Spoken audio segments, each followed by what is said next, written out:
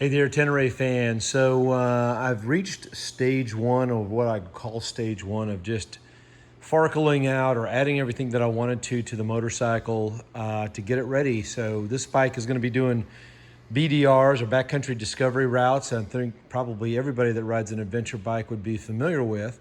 And so I'm prepping it for that in particular.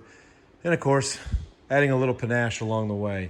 So I just wanted to walk through everything that I've done so far, if I can remember everything that I've done.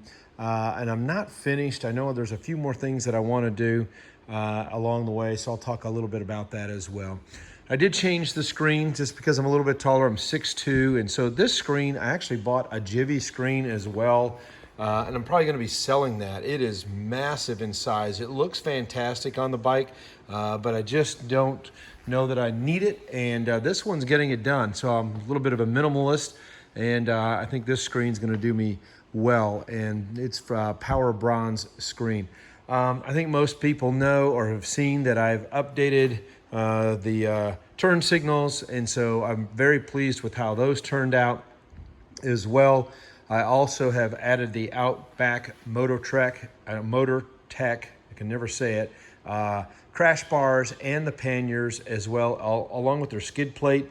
And I left another video, but man, I had no issue putting these on. I followed the instructions that were provided online by the owner, and it worked out great. So I've had this bike all the way down to put a lot of things on it, and those just went on, I would say, without a hitch. I mean, you know, there's always some work that has to be done to fit something like that to your bike, but it was minimal work, and it took me about 45 minutes to get them all on and then tightened up. I also added the Yamaha radiator guard, so I removed the plastic shroud. You know, I do like the way that looks a little bit better. You know, it's going to get really dirty, I am sure, but hopefully it'll keep some rocks out. I do have a headlamp guard as well. I'm not real pleased with this, only because I got to remove these to get it off instead of having maybe like a quarter turn type solution, which I have on my Super Tenere. However, you know, it's wide enough in here to get a microfiber cloth in there and get most of it clean. You know, I honestly hardly ever wash my adventure bike, so this is probably the cleanest this bike is ever going to be. You can still see I've already had it out in some dirt, mud, and what have you on the tires. And, you know, I just kind of like leave it dirty. Why wash it? I'm just going to get dirty again. Added the bark busters, added the aftermarket levers. These are great for just that 2-finger pull. And also I like the fact that they're adjustable. Also, quite a job putting that on. One of the things that I would like to add is a cruise control. And so I bought a Keiko, I think if that's how you say it, and it didn't fit, so I'm gonna be sending that back. I understand that they're developing one for the T7, so I'm excited about that. I have an Atlas on my Super Tenere. It has electronic cruise control, but I added that because I had it tuned and the cruise control was turned off, and I'm just too lazy to go back and get it turned back on. It's a teardown of the bike to do it. I added the double take mirrors as well. I'm very pleased with these. Still working on getting them all set up appropriately. I obviously added the Garmin XT. Very pleased with how that worked out with the Rally Raid mount. It's a minimal mount. I love how it looks and how it mounted up. And so, you know, of course, ran my wiring appropriately. From Camel ADV, I also got these extra supports to keep all of this kind of stiff. I know there's been some argument online about should it be stiff, should it not be stiff. You know what? I like it, so that's what I'm going to do with it.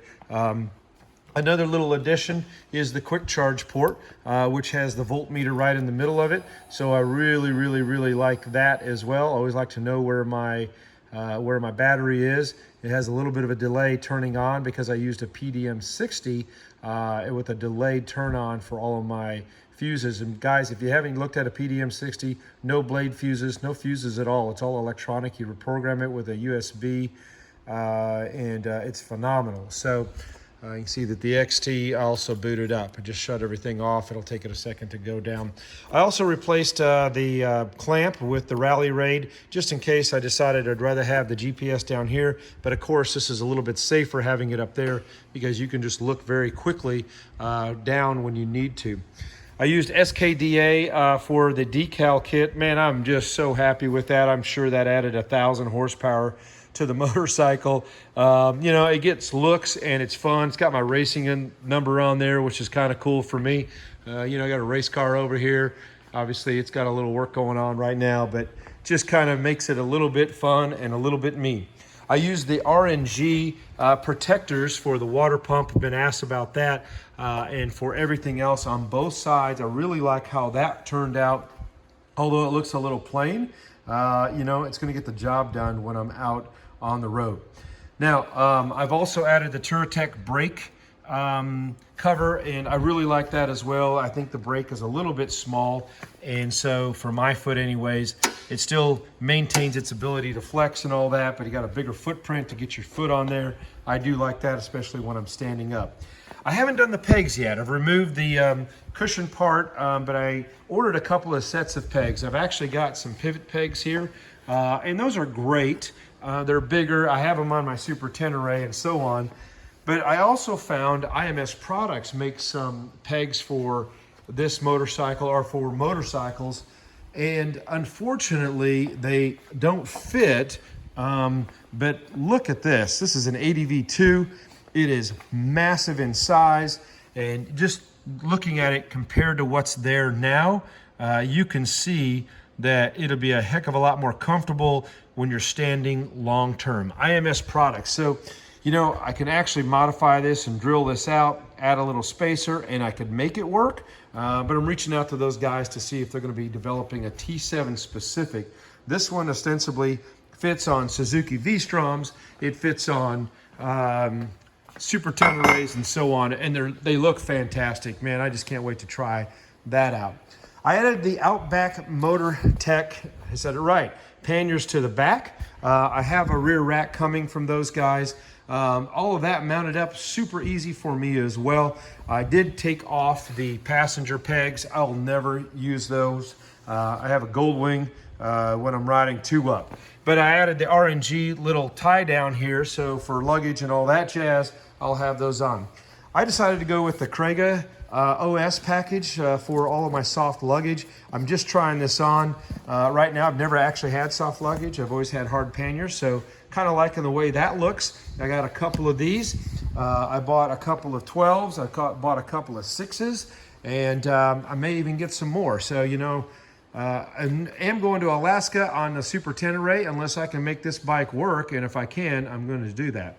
The tail, the tidy tail, worked out great again with the spear-looking, tail lamps are right there. Also, I do plan on replacing the muffler and the mid-pipe with an Aero. I have that on the Super Tenere, and I love it. I love the way this bike looks from the back. Frankly, you know, I'm not a big fan of the panniers on it, but functionality-wise, it's going to work. I'm going to be adding a Rotopax 1 gallon here because, you know, gas is always an issue. So I think that's the reason I went with these, was along with the X-frame. I just like the way these look and the way they work if I have to have them on the bike, and I do. You know, another advantage to this is if I do drop the bike, I'll probably keep from crushing myself in the event that that does happen. So a little added caveat. You know, some of this is for looks, but I did add the aluminum chain guard instead of plastic. Hopefully that's a little bit more durable. I got the chain guide down here from Yamaha also that I added on, and I'm pretty happy with that as well. You know, I covered up the holes here. I added a little oil filler cap just for a little panache on the side of the bike, but it does take an 8 mil to get it out. Make sure you travel with one of those if you decide to do that, otherwise you might be hurting.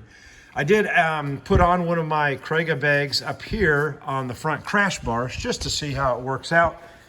Looks like it's gonna work. So got that attached, and I like the way that has turned out for me.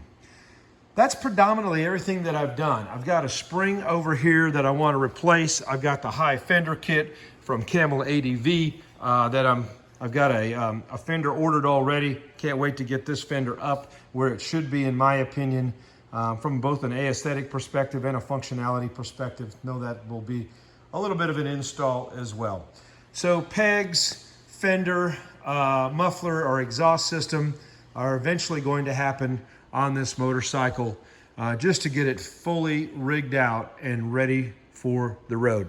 I like the way it looks, and you know what? That's all that matters. I hope all of you guys have some happy and safe riding. What a great motorcycle.